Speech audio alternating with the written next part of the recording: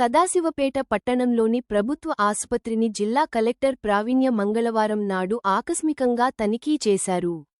వివిధ సమస్యలతో వచ్చే రోగులకు మెరుగైన వైద్యం అందించాలని ఆమె అన్నారు.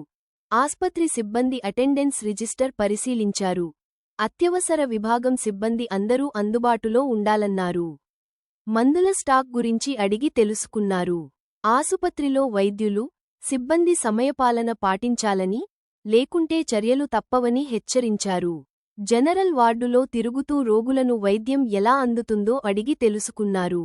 ఈ కార్యక్రమంలో అధికారులు, ప్రభుత్వ డాక్టర్లు, వైద్య సిబ్బంది పాల్గొన్నారు.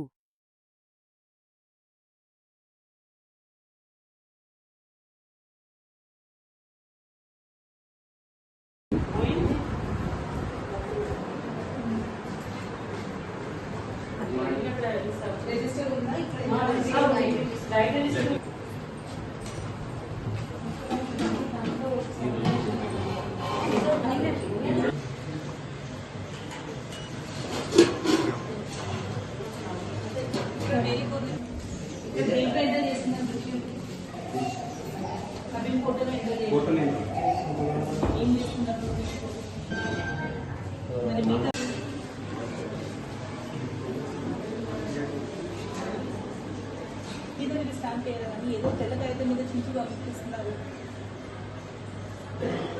ఇవ్వండి ఇమీడియట్గా.